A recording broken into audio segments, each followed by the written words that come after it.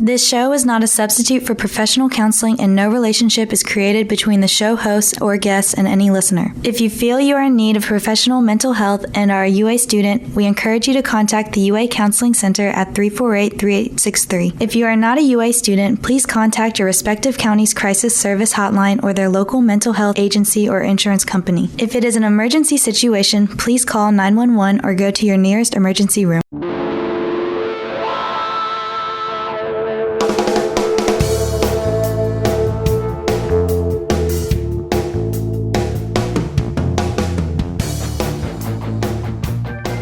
It's 6 o'clock and time again for Brain Matters, the official radio show of the UA Counseling Center. We are broadcasting from the campus of the University of Alabama.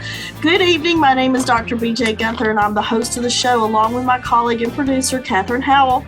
In case you don't know, this show is about mental and physical health issues that affect college students, and in particular, UA students. So you can listen to us each Tuesday night at 6 p.m. on 90.7 FM or online at wvuafm.ua.edu. You can also download the MyTuner radio app and type in WVUA FM 90.7 and find us there. Also, if you've got any ideas for upcoming show topics, please email those to brainmattersradio@wvuafm.ua.edu, and I'll consider using your show topic. We're already booked out for the rest of this semester, but we've got next semester. I've got a lot of ideas already for next semester, but I always love entertaining new trends in college mental health, or just anything that you, if you're listening, that you might want to hear that we haven't talked about lately or ever. We've been doing the show, it'll be 10 years in January actually, and you think you've covered everything, and I feel like a lot of times I have, and then something new, a new trend will come along and we'll need to talk about it. So if you have those ideas, definitely email those to me and I'll try to remember to give out the email. Y'all, I'm just coming off the flu, so I'm having to catch my breath and cough a few times, so I'm sorry. My voice, don't you think it sounds a little weak, Catherine? For me, I feel like it's a little weak. Tonight, we've got an interesting topic that I think, honestly, is a hard topic for people to discuss. I know when I have students come in, it's hard for them to talk about grief, but I think tonight we can make it a little more fun because the topic's grief and creativity. Whether it be the death of a loved one or the loss of a relationship or a job or a decline in health, grief and loss can trigger many emotions and physical responses. Some we can anticipate and some we can't. If you have ever grieved over a major loss in life, you know how profoundly painful it can be. So is there a way to creatively transform that pain into something else or something better? I hope so. That's why our guest is on the show today. She is joining us from, are you in California? No, I'm up in Washington. On Washington Island. I knew it was the West Coast and Pacific time, so it's a little bit earlier out there. So I really appreciate you being on. Kira Jones. Kira she does everything. I mean, when I was researching you, I don't know how there's enough hours in the day. She's the author of, I know of one book and probably several more. We're going to talk about that. She's a coach and a heartist. That's HEARTIST at Grief and Creativity. Also, creative grief educator and the Creative Grief Studio at the Creative Grief Studio. You're going to have to tell us what that is. Sure. And the co-founder of Coda Press. Kara, would you take over while I cough to death? Absolutely. Tell the listeners more about yourself, your credentials, and why you're interested in the topic of grief. Yeah, sure. You know, I've always been a writer and an artist. I mean, I had that as a child and up through college and through my education training and stuff. But in the spring of 1999, we had a full-term, supposedly perfectly healthy pregnancy, and our son died at birth. And so that sort of moment where you're supposed to hear, you know, it's a boy, the line we heard was, "This baby is dead." Oh, and I just, horrible. You know, there was his death, but then there was this, like, just this pummeling of grief that shattered identity, communication, priorities, just, you know, the way, it just, so for me, it was this, like, that, those intersections of grief and creativity really came in that personal space. That's where it started.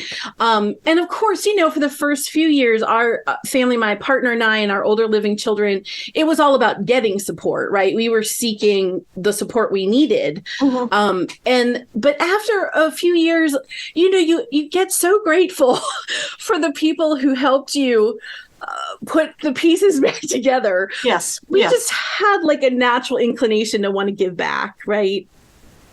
And so we started doing trainings to be facilitators that would hold these spaces, to be moderators in online spaces where we were hosting different kinds of grief groups, and through different organizations and grief conferences and that kind of education and stuff. I got to a point where I really had this keen interest in like the appreciative inquiry around the grief experience. Like, how do we ask better questions for what people are experiencing? Yes. And particularly using the hero's journey as a metaphor. And so I did some training through the lineage of Paul Reblow. He was a drama therapist that used the hero's journey as a means of sort of embodying. and for those who don't know, tell the listeners what the hero's journey is. The hero's journey is sort of this. It's kind of the classic, like a hero goes on a journey, fights a demon, and comes out the other side and wins. Right, comes out the other side. So I went down this path, and what was fascinating for me, and this is like the creativity just like kept coming in these experiences. I got into the hero's journey paradigm sort of as the key model of my own studies. But for me, like the demon or the dragon that was coming at me was grief itself. And I had felt like the grief experience had been so violent already. I had no interest in slaying that dragon. Yes. So I went back to my supervisor and, the people in my groups and stuff, my peers, and I said, what happens if we like offer the dragon some tea and scones? Like, do you know what I mean? Can something different? Like, just and people really, like, it spoke to people. You know what I mean? Like, people just really kind of glommed onto it. And I went, oh, okay, maybe, there's some gap in our conversation about grief. So, I also like kind of went down a somatic path too, because for me, a lot of the grief stuff was like up here in the head and sort of emotional or intellectual. And I was like, I got this whole body stuff happening. And so it was this wild combination of things. By 2011, I was also dealing with chronic illness, sort of an ongoing grief experience with that. And so I started doing a lot of my work online. And a woman found me out of the blue named Kath Duncan. And she'd had her own grief experiences. And we worked together for several months on Skype. She was in Canada and I was here in the States. And at the end of it, she came back to me after we'd finished working and a few months later. And she said, it took me so long to find you. And it so profoundly changed the way I work. How can we, what if we write something together? Do an interview. And we didn't know each other. We'd never met in person. I mean, we knew each other from Skype, but we had never met in person. But something just kind of came into me, clicked. I said to her, let's throw both our hats in the ring. Let's just go 50-50. Let's do this. Like, how big can we make it till it scares us? So was did you have like a book that you wrote together? Is that the first thing you did together? Or did you offer groups together online? We wrote a curriculum together. We just dove in and put a 16-week curriculum together. Wow. And in 2012, she is a kidney transplant. So she has her own sort of immunocompromised stuff. Yes. So 2012, we went online 100% with the program. Just convinced. My background, in my internship years in college, I worked at Mr. Rogers' Neighborhood when they were still in television production. Yes. Yeah. And Fred's, his the latest technology for him, the cutting edge technology for him was television. Yeah. And he had this idea that it was, we could have fun and it was, a nice environment and stuff. But when we got in Studio A and we started filming, he impressed upon all of us, if you were going to be here, this space from where we are creating to the space where the child is interacting with the screen, this is sacred space. Yes. And I need you present if you're going to be here. Exactly. So for me, my class was the first at CMU to have email outside of the robotics program. So all of his ideas about that cutting edge technology translated into the internet for me. And so Kath and I launched this thing in 2012 with this idea that from where we are to the screen where we're connecting with you, this is sacred space. Yes. How do we teach here? How do we offer grief support here? How do we create here? And it's been 10 years that we've never looked back. It's amazing. We teach with a team now. It's a whole thing. When you first started the curriculum, and you said 16 weeks. Yes. So would people just enroll from all over the world? And would you have a limit? Like you do, like a normal group, like Catherine, I'm sure you've got a limit of people who can attend the group,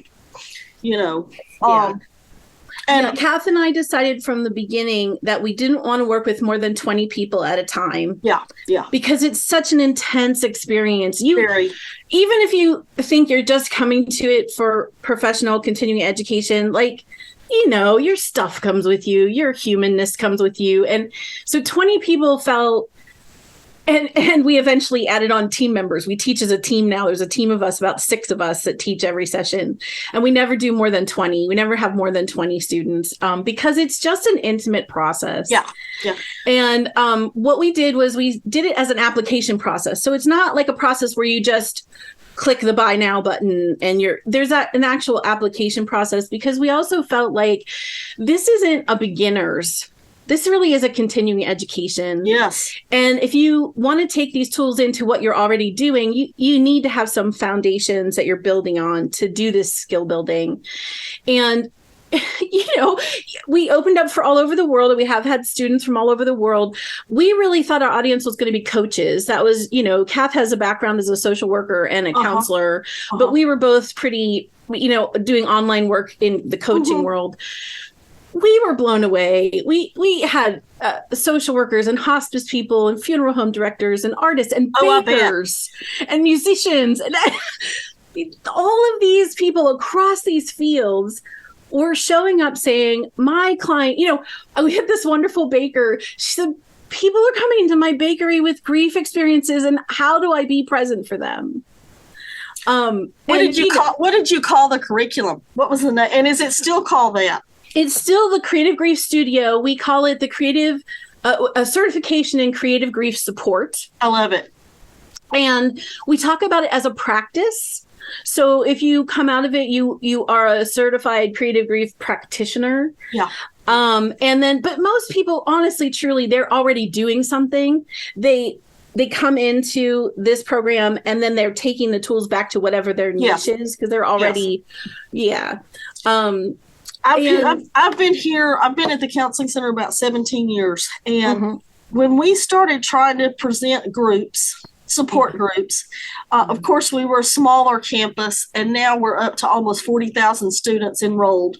Yeah. And so it was, I can't remember, maybe 25,000 when I first started here. I'm just making that up. But it was way smaller, and it was very, very hard. We tried to start groups, just the basic groups, like I guess anxiety, adjustment, stress and time management, and grief. And grief was a very hard group to get going. I think it's because of, like what I said in the intro, I just don't think a lot of college students want to talk about grief in a group setting necessarily. Yeah. I think that's changed, but in the beginning, I just struggled with people making my group, I think there's it's such an interesting thing.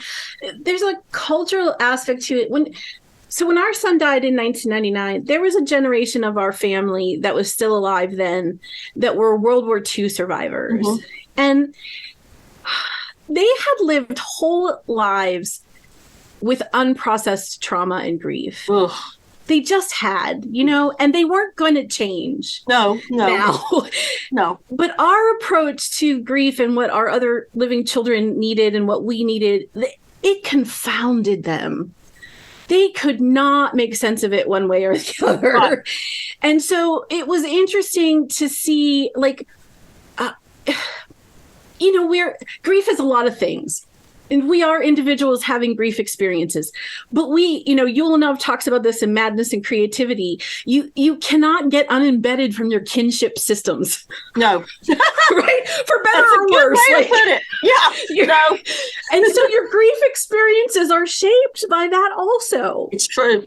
And I just think if you came from a background, a family, a community, a religious, class, whatever, that didn't talk about it, that didn't name grief or named grief only as death, didn't name non-death as grief. Yes.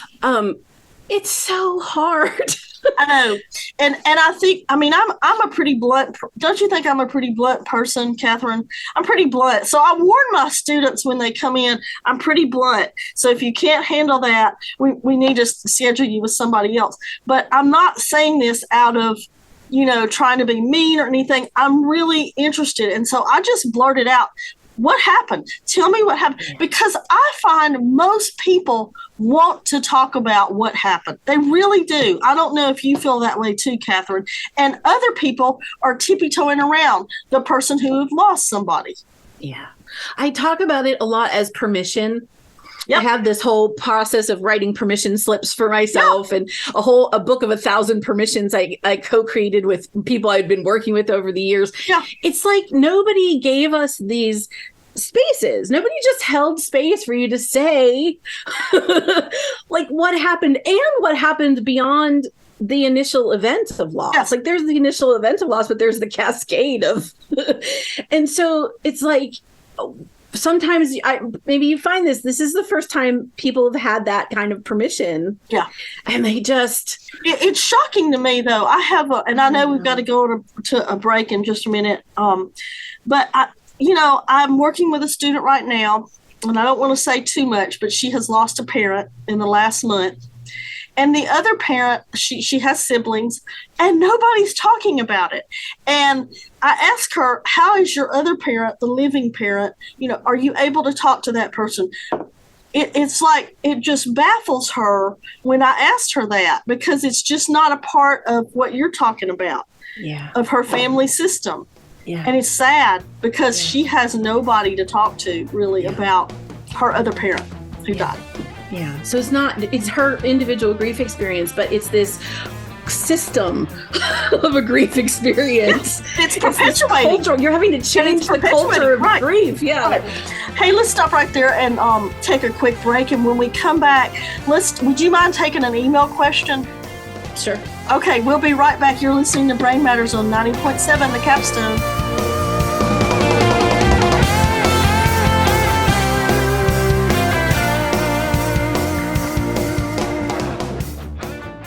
WVUA-FM, Tuscaloosa. This show is not a substitute for professional counseling, and no relationship is created between the show host or guests and any listener. If you feel you are in need of professional mental health and are a UA student, we encourage you to contact the UA Counseling Center at 348-3863. If you are not a UA student, please contact your respective county's crisis service hotline or their local mental health agency or insurance company. If it is an emergency situation, please call 911 or go to your nearest emergency room.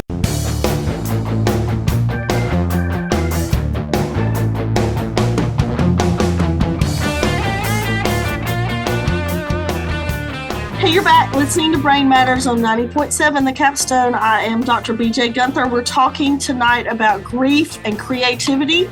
You may not think they go together, but there are many, many articles that I've read, a few articles, but a lot of research, a lot of books written about this, that creativity helps with the grieving process. And my guest tonight is Kara Jones. Kara is out in Washington, and she has done so much. I mean, to help. I mean, how many years has it been now since you started? 2.5 decades. Yeah.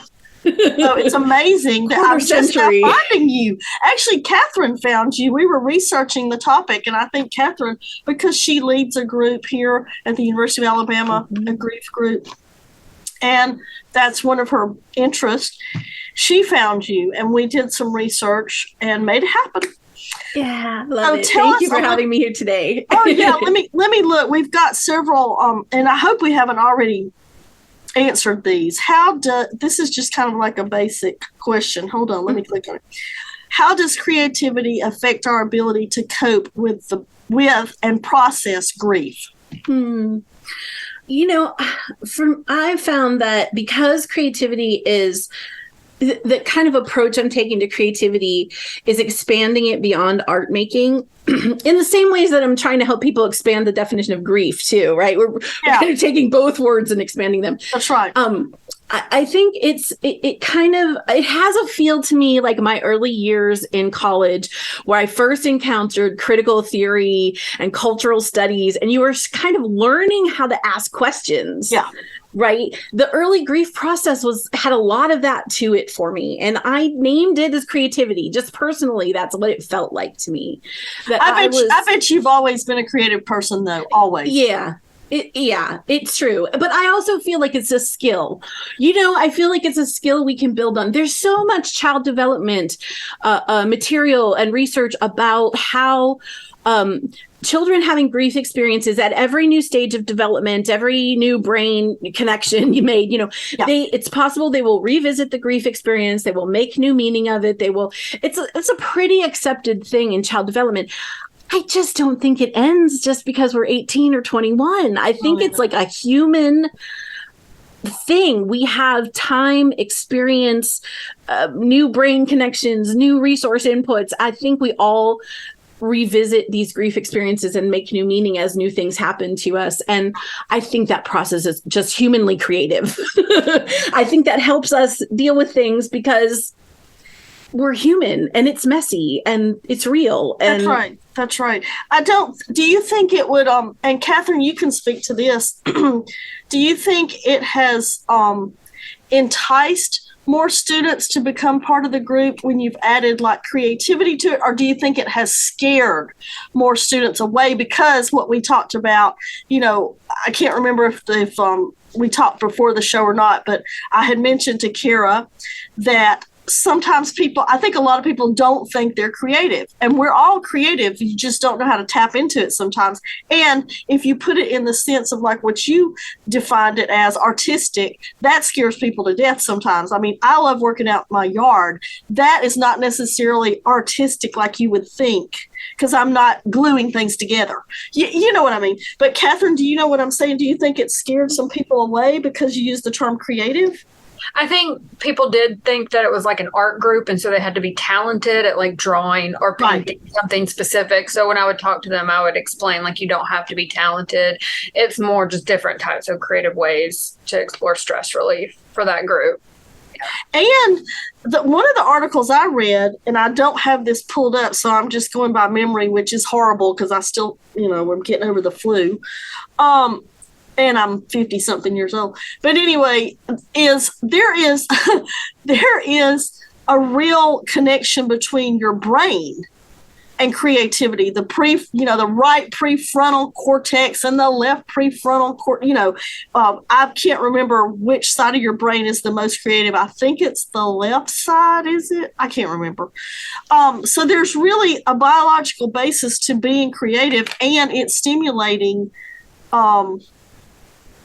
aid with regards to like mood and stuff. Yeah. It's real. Yeah. And, part of the reason I started using the word heart making was because it took it out of art making. It was, if I used art making, you got that immediate knee jerk rejection of like, I'm not an artist. You got it. But where I used heart making, it was enough of a weird term for people to pause. I love that term. I hope you have that copy written.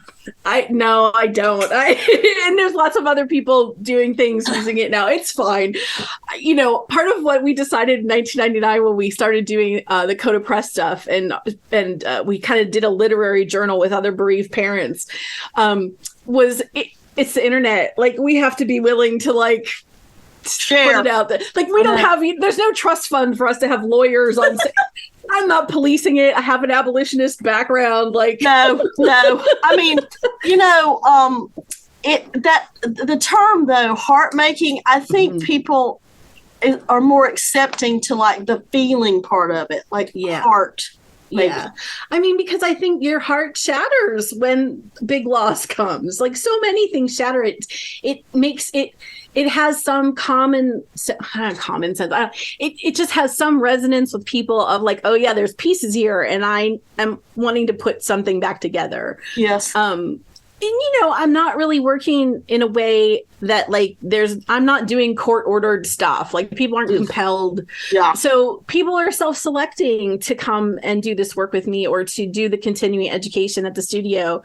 And so they're interested, they have some, even if they doubt their creative abilities, they have some interest in, it kind of goes back to some interest in having expressing themselves somehow. In expressing themselves. And something is, it kind of goes back to when I was working with the facilitator training programs, the facilitators would come to me and say, my group feels stuck. Really? Or people feel stuck, and I'm trying to find ways. And so I would bring creative prompts to these different B-boards that we had online, and people would say, oh, it made the story, it shifted the story for this person when I asked this in a different way. Yeah. And so I think there's something about what is allowed to happen differently. Than it has, Yes. They're allowed to tell the story in a different way. There's a really big difference between asking somebody what happened versus, would you introduce me to your loved one who you lost? I don't Tell me about them. Tell them. Yeah. What do you still hear in your head every day from them? That's a different story. And people are afraid to ask that sometimes. They are afraid to ask that. Dr. Lorraine Headkey, has a whole thing about remembering conversations, and her book The Crafting of Grief is really good if you've never come across it yet. I haven't. It's so good. What's her last name? Headkey, Hedtke, I think.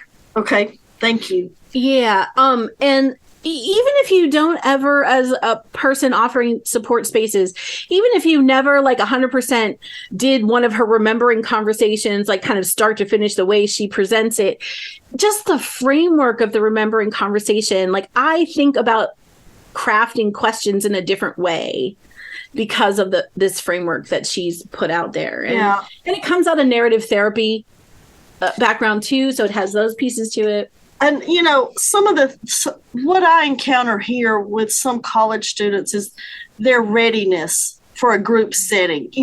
Catherine can understand that. I don't think the student I've referenced just a moment ago, I don't think she's ready for a group. But there may come a day where she is, because I do think there is such a benefit to being with other people who can relate to you. Yeah. Yeah. And I think there's multiple levels of the grief experience. Like we said, there's so many parts to grief, the individual and the communal, the individual and the collective. And that's right. And it takes time to get there, Yeah. Okay. We've got there's another question that was attached to that. And it was a two-parter. Can grief have a positive and or negative impact on creativity? Yes, both. Really, I could see the positive. Most definitely, that's what the goal is, right? What would be the negative? I've come across some folks who they had one kind of particular creative practice before this big loss happened. They were a writer. Oh, okay. I was going to say, give an example. Yep. Words just go out the window. Words mean nothing. They can't make words make sense anymore. It just doesn't. So we move into movement, sort of like Laban notations. if grief is light as a feather, what's it feel like? If grief is heavy as a rock, what does it feel like? We move into some other kind of sensibility, some other kind of creative approach, because what they were doing before the loss experience isn't resonating anymore. Not working. Mm-hmm. How about you, Catherine? You were shaking your head. What have you seen? I would say something similar. Is just if you're experiencing that grief, you may not have the energy or want to go through those experiences of those things that you enjoy, the creativity. You may not have the inspiration, and so you may have to look to other things. Yeah, the first thing I thought of when I saw the question was, kind of reigniting the fresh grief. Mm-hmm. Mm-hmm. Yeah, you know what I mean by that? Yeah, I do, and I think so. People sometimes are afraid because they don't want to go back there, or That's exactly they're afraid right. they'll be overwhelmed by it, or won't be able to stop it. Won't be able to stop. Yeah, absolutely. Yeah, I've definitely heard that. All right, we're going to take another break. When we come back, I want to talk about everyone's capacity to be creative and some more about some of your projects that you're doing, because it's just fascinating. So hang tight. You're listening to Brain Matters on 90.7 The Capstone.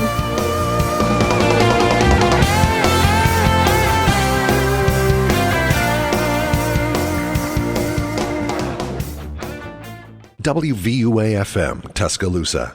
This show is not a substitute for professional counseling, and no relationship is created between the show host or guests and any listener. If you feel you are in need of professional mental health and are a UA student, we encourage you to contact the UA Counseling Center at 348-3863. If you are not a UA student, please contact your respective county's crisis service hotline or their local mental health agency or insurance company. If it is an emergency situation, please call 911 or go to your nearest emergency room.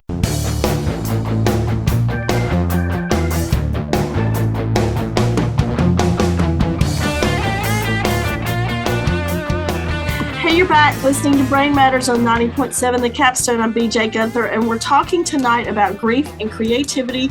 You might think it wouldn't go together. It goes very well together as far as helping you get move forward. I'm not going to say get past, because that kind of makes me mad when people talk like that. So I'm going to say move forward. My guest is Kara Jones. Kara has is the book that I mentioned, Creating Through Grief. When was that published? How recent is that book? The Creating Through Grief book is an ebook that we did as a team. It's alumni and team members at the Creative Grief Studio. We kind of all 11 of us pitched in ideas, and that ebook is there are prompts you can use personally, of course, but they also have instructions in them for if you're also like a facilitator of a group and you want to use this kind of prompt with other people. So there's some instructions in there for using those prompts too.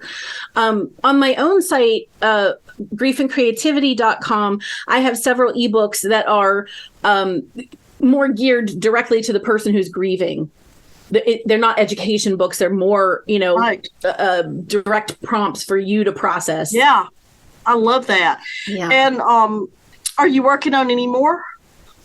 Yeah, I have. I bet you constantly are working on stuff. Constantly, I have this little stack of creative prompts, and we had this idea to do a volume, like 9 new prompts every year. I got sort of sidetracked in the pandemic years, and my creativity kind of tanked a little. But a creative person's mind never sleeps. Yeah, it's the truth. Yeah, there's always something.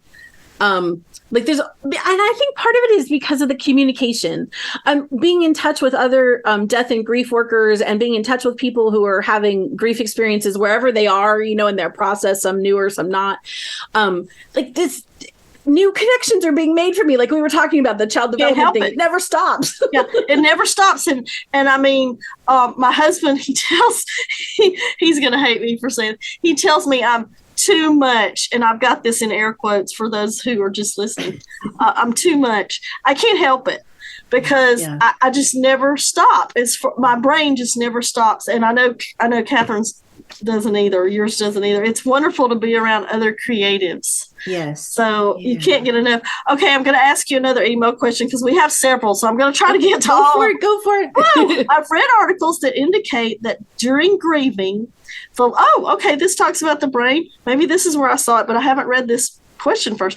The left hemisphere of the brain that specializes in more pleasant or positive emotions is less active than the right hemisphere, resulting in more pronounced feelings of sadness and anxiety. If this is the case, could you expand on this a bit? Wow. Yeah. My head hurts now. It's interesting. So, part of what we're trying to do at the Creative Grief Studio is bring tools to the fore that that question the binary of positive emotion, negative emotion. So that like Harriet Lerner's work, she talks about in the Dance of Anger book, she talks about what's the usefulness of anger. What is it showed up to do? What does it think its job is? Yeah. And so it's almost like an externalizing of those darker, I don't know, those, heavier moods. Heavier. Heavier. It's almost, an externalizing of it as if it were a character in your play. Yeah. Write some dialogue for it. What does it think it's doing on stage? It's kind of, but that's so true. It's like, what is the purpose? What is the purpose of grief? Yeah. I've never heard it that way. Sometimes doing that kind of thing alone, just like offering that kind of space alone, like releases some sort of like endorphin-y, I don't know, liberated because you might could answer that with, well, I don't know. And then you start really thinking about it a little deeper.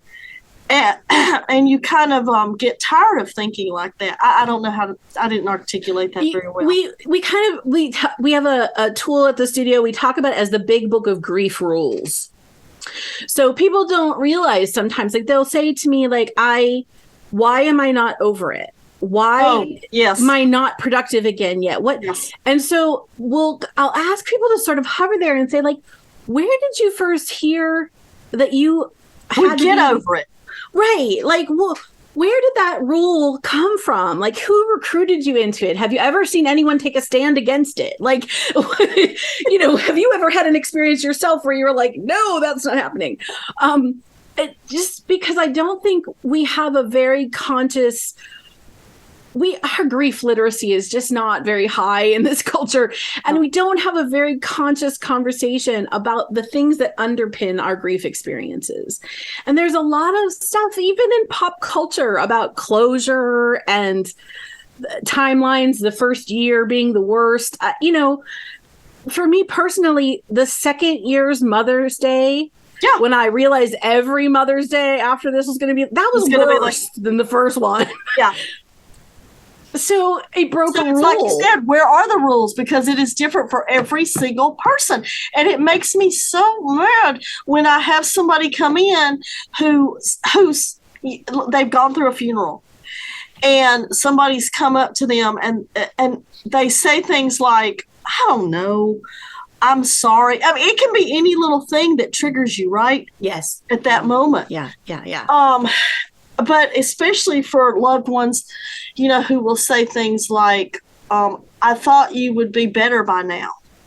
Or, I mean, and like you said, what does that mean? I don't know what that means. Yeah. It's not fair. It's fascinating that you mentioned different cultures. Because I don't know if you've seen the movie Coco. I love it. Yes, of course. And it's basically, if you haven't seen Coco, it's a Disney movie about Day of the Dead, and I took 6 years of Spanish, and I still don't speak it well, so I'm not even going to attempt. But it's about a little boy who basically is taught to value his loved ones in death. That's what Day of the Dead is. It's the best way I can explain it in Mexican Hispanic culture, and it's the cutest movie, but it talks about the heaviest, darkest things. Like, I was a little bit shocked. I don't know if you were. I was a little bit shocked, but it was refreshing that it was addressed.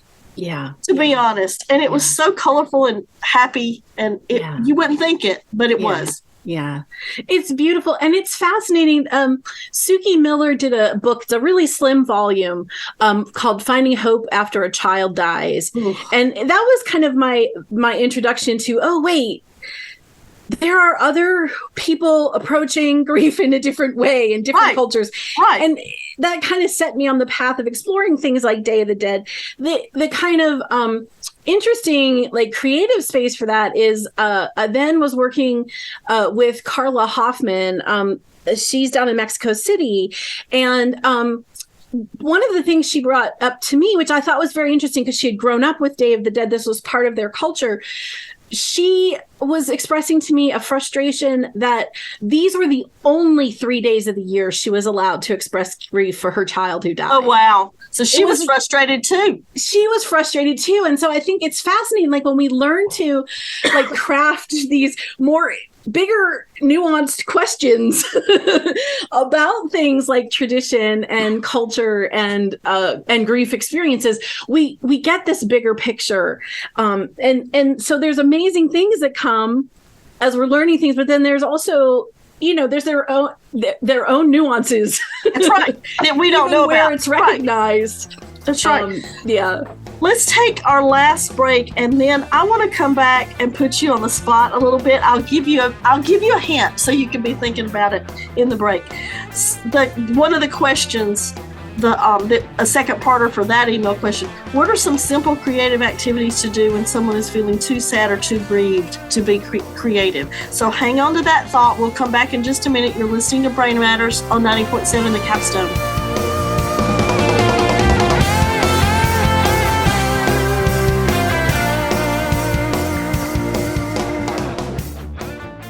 WVUA-FM, Tuscaloosa. This show is not a substitute for professional counseling, and no relationship is created between the show host or guests and any listener. If you feel you are in need of professional mental health and are a UA student, we encourage you to contact the UA Counseling Center at 348-3863. If you are not a UA student, please contact your respective county's crisis service hotline or their local mental health agency or insurance company. If it is an emergency situation, please call 911 or go to your nearest emergency room.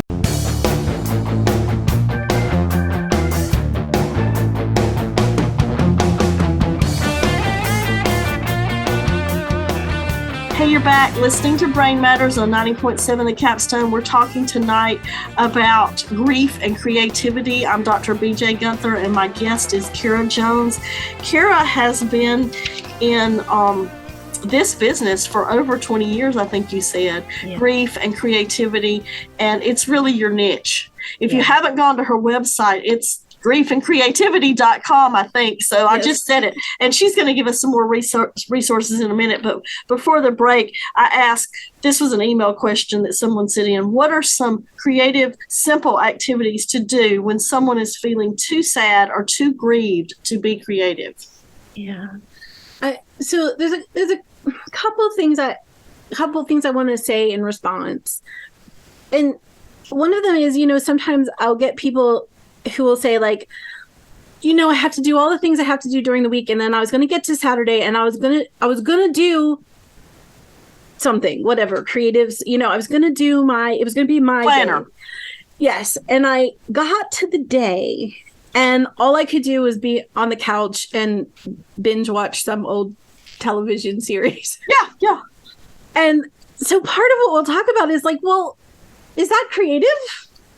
What needs did that serve? Did you need rest? Was that, did you need the escape? The escape, the ability to laugh at something? That's if right. You were binge watching a sitcom.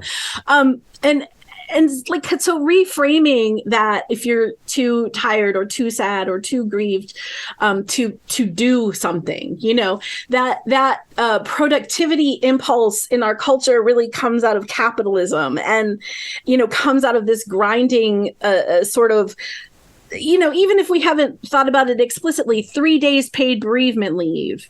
There is a foundation in our culture around that. Yes. Who gets that? Yeah. If you're a gig worker, you don't get it. Even if you are a full-time employee and you get it, what does that say about grief? It's only worth 3 days. I'm supposed to be over it after 3. Yes. I'm not saying it's something people even question consciously, but it's an underpinning of the culture of grief, the culture right. that surrounds our grief experience. So you need to just get over it. Yeah, to me, that's the message that's sent. Yeah. Or that you have to do something creative, but I'm so sad. I don't have the energy to do that. Maybe there's something there to hover around that impulse of doing. That like there's some moral implication that doing is better than not doing. Right. To just like what's the space and grace that your heart needs? I know. What was it? Is it fair to ask you? You were a creative person before you lost your son. Yeah. Probably your whole life, right? You strike me as that type, right? So I don't want to say how long did it take you because that's not fair. But did it come back quickly or were you afraid that it wasn't going to come back? I know you noticed it. So what was the first step that you knew it was coming back? I still got it. I still got the interest. So there was a couple things that sort of like saved my bacon in those moments. I was in a group poetry process when I was pregnant with a group of other women and men who were exploring the poetry process, not from a critique point of view, but from more of a therapeutic point of view. And so I was in this group when I was pregnant. So when our baby died, that whole group showed up for us. Wow. And in the moments where I could not find words, some of the elders from that group really, those women had words for me. Yes. And so that was kind of an early inclination for me that, okay, this is an individual experience, but grief isn't individual. There was a community affected here and a community speaking to what was happening. They gave me hope yes. that I could find something again. Maybe smart. It was words, maybe it wasn't words, but that there be something again. Yes. And then part of what I had to do, which was not something I had done before, because my background had been like, I'm a poet and I'm an educator. Like this was very, linear, binary, like this is, yeah. So part of what I had to do is get used to giving myself permission to experiment. And so if I was called to scribble on a page and then sit with that scribble, see if it had anything to say, write some words in between the lines or something, to allow that to be my creativity for the day. Or my body, what's the unmet need in my body? I was really hungry and the energy I had for that day was spent cooking. Yeah. To allow that to be the creativity for the day. It was a very different, expansive, very different than the binary, like. Well, I was going to say it sounds like it taught you to define creativity a different way. Yeah. Than you were used to doing. Yes, and that is the beginning of the expanding those definitions of grief and creativity. Really, with the creativity part. Okay, last question. It's an email question because I didn't realize we were going to get so many. How does a person determine the best creative outlet for themselves when attempting to cope with grief? And Catherine, you might can answer that too. I would say that sense of experimenting, that sense of having some space and grace in your body, that there's no prescription. Like I can't give you a checklist of creative tools. And people want that, right? They really do. Even grief, they crave that. And even practitioners want it sometimes. Like they want to know what can I bring? And, sometimes you're going to pull a creative idea out of your basket and it's going to fall flat. And, I go back to my improv foundations. Yes. And so what? Yes, now it what? Fell flat, and now what? Yes. Yeah. Like to allow yourself the space to discover that there's no right answer. There's no right way.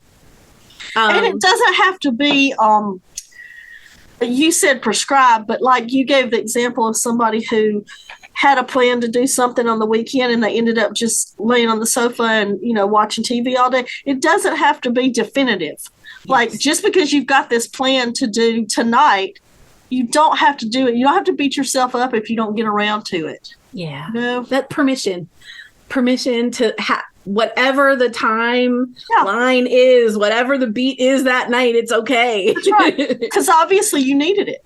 Yeah. Your body knows what you need a lot of times. Yes. Whether it's physical illness or mental, I think. Yeah. Wow. This has been a great show. I told you it would go by fast and that I would not get to all the questions I had. You've already mentioned many resources, but can you think of any more? Talk about your podcast for a little bit. You said it's not regular. It's a very irregular podcast. What's the name of the podcast? How would people listening find your podcast? Over at griefandcreativity.com under the resources section, there's a link there that will take you to all the podcasts that are available up till this point. And a lot of them came out of a lot of the early writings I did in the early 2000s. I kind of took them back from where they were published and reworked some things and turned them into podcasts. That's good. So they cover different topics of grief and creativity and, different experiences I had along the way. And then the studio site is creativegriefstudio.com. And there's a lot of resources there too, if you're looking for continuing education stuff. Books. Are there any good apps? Phone apps? What is it called? Grief Coach. It's a text-based app. I can't think of the name of it now.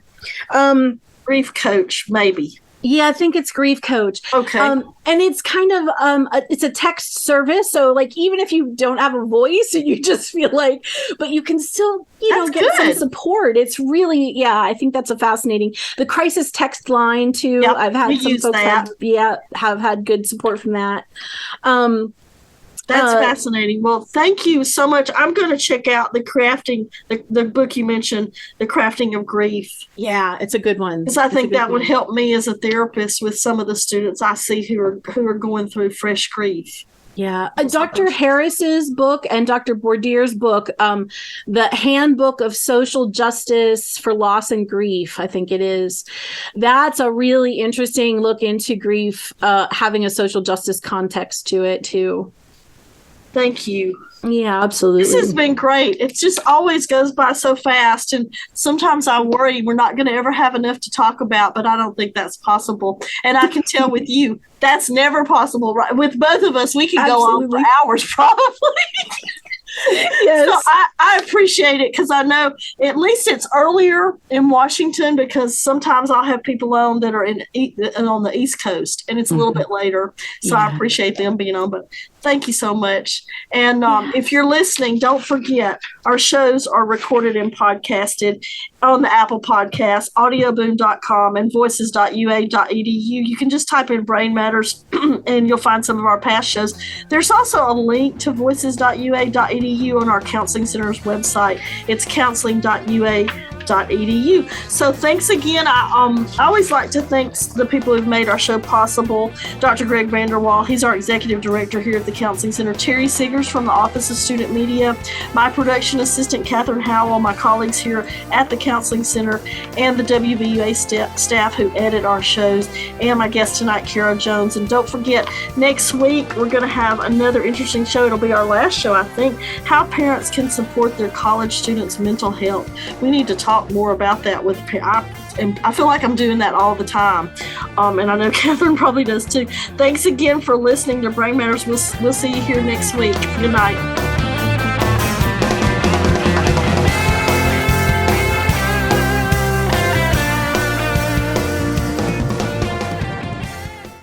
This show is not intended as a substitute for professional counseling. Further, the views, opinions, and conclusions expressed by the show hosts or their guests are their own and not necessarily those of the University of Alabama, its officers, or trustees. Any views, opinions, or conclusions shared on the show do not create a relationship between the host or any guest and any listener, and such a relationship should never be inferred. If you feel you're in need of professional mental health and are a UA student, please contact the UA Counseling Center at 348-3863. If you are not a UA student, please contact contact your respective county's crisis service hotline or their local mental health agency or insurance